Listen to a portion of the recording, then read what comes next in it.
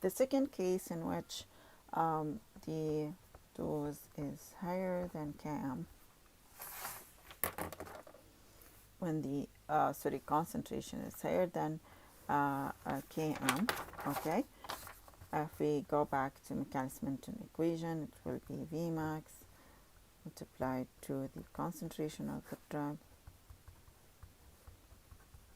Okay, if the concentration of the drug is higher than Km, then we can ignore this. This will go with this.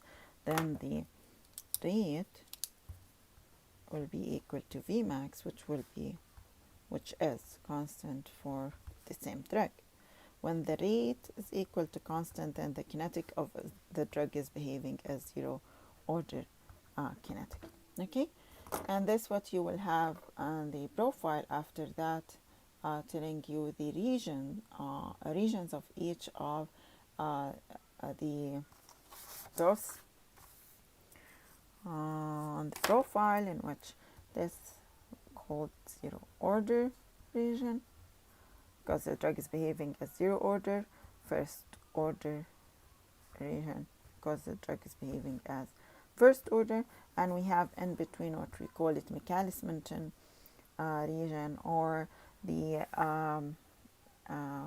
mixed any of the names that we have here, Macalister-Menten or saturation region, capacity limited or mixed order region. Okay, but usually Macalister-Menten region. Okay, but just be careful that we are drawing rate versus the concentration of the drug. What if for IV bolus single dose, okay, we are drawing concentration versus time? Before, when we had concentration versus time, not rate versus concentration versus time for a single dose, we had this, okay, and when we were changing it to similog, let's say, concentration versus time, we had this, right? So by default, we said that this will be linear kinetic. Okay, when we had if you have concentration versus time, but it's like this, but when you change it to, and same thing, by the way, either we are talking about similog or len or log, same kind of things. Any transformation will result in similar kind of thing.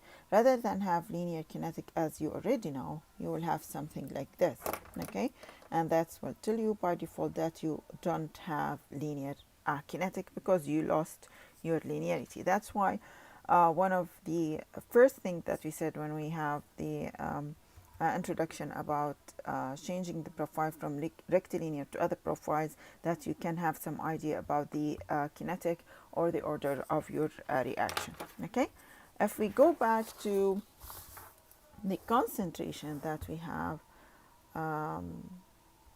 versus time for on rectilinear profile of non-linear kinetic, again we said we will have it like this, which is similar, same as I have here, similar to whatever you know for first order or linear kinetic, but you can't have it, visualize it, and when you have it on rectilinear profile. But let's talk about the region or regions of the profile or the diagram that you have according to whatever we said here.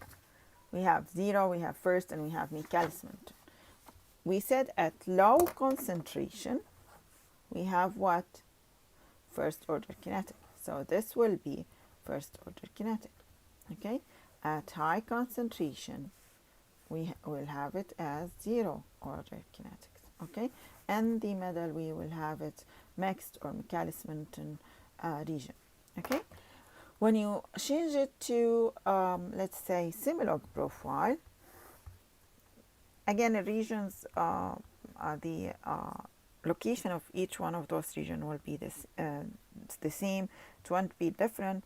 But once you have it like this, you will have it at low concentration, right? It's behaving, as we said, as first order, which is linear. So it will be behaving as first order. At um, higher concentration, we will have it at zero order, and the middle, we will have it as mixed or Michaelis-Menten.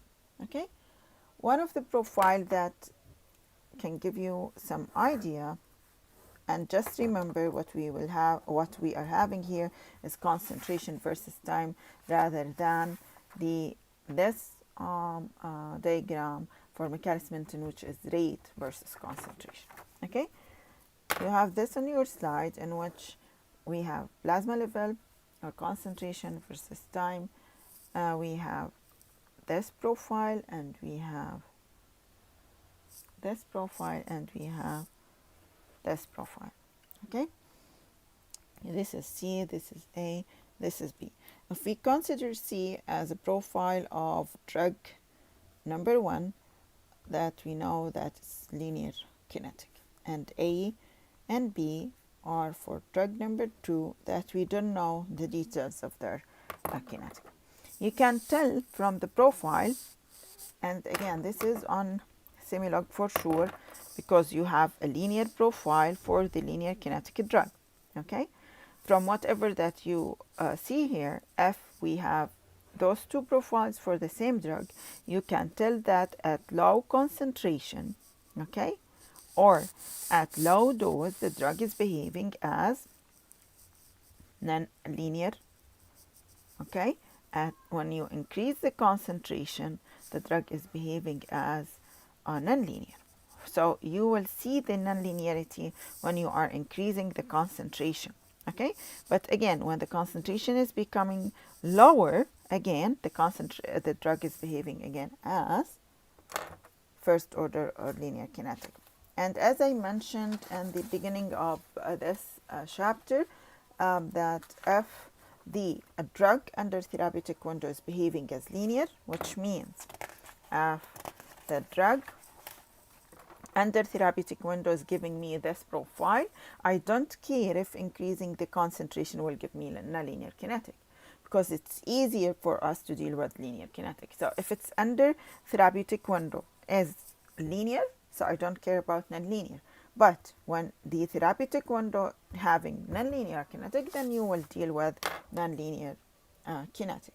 Okay, and the same thing for when you have area under the curve, as I mentioned earlier, and the same thing for steady state concentration versus dose of the drug. If we are talking about, you have C drug with linear kinetic, so whatever increasing the dose, the drug is still behaving as linear because it's proportional. Okay, but when you have non-linear kinetic, you will have this profile. Okay, so this is for a drug which is non-linear kinetic. At low dose, the drug is behaving as first order. At higher doses, the drug is behaving as non-linear.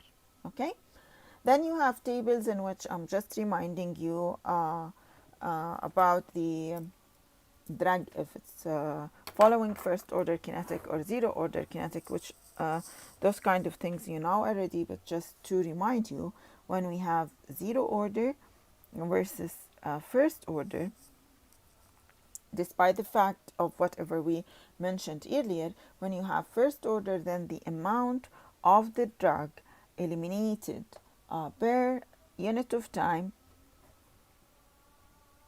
is changing with time. Okay, this is changing, and as time increases, it's decreasing. If you remember when we were talking about amount eliminated per unit of time, but the fraction of the drug eliminated over time will be constant. Okay, so how much is the fraction of the drug eliminated per unit of time will be constant, and it's the same 0.12 each time in the example that you have. Try to have it or calculate it, and you will have the same numbers. And I just mentioned in a sentence I have it as a sentence under the table that the amount of the drug eliminated may change with the amount of the drug in the body. The fraction or percentage of the drug eliminated over a given time remains constant. Okay, but when we have zero order kinetic, then the amount of the drug eliminated per unit of time is constant, which is related to the rate. Okay, but the fraction eliminated is changing with time, and it's usually increasing. Okay, and this is what you already know from before. Okay, but in between zero order and first order, the drug is behaving in a mixed way that we can't define if the drug is first order or zero order, which is this region. Zero order, we know that the drug for the rate, let's say rate of elimination, is constant per unit or per dose or per concentration of the drug, but here is proportionally related. In between, you can't define it if it's first or zero or it's behaving in exact way. That's why we call it a mixed region, which is something in between, or a Michaelis-Menten equation. Okay. To estimate the Michaelis-Menten parameter, we need to determine the parameter of Michaelis-Menten. We have Vmax and we have Km. And to determine them, we need to use, we have so many models for the Michaelis-Menten equation and determination, depending on the scientist that or the reference that you are using. We will or you will have things for a single dose, and you have the things for multiple doses. Okay, and the models that will be explained is the easiest that you can find in your reference. Okay.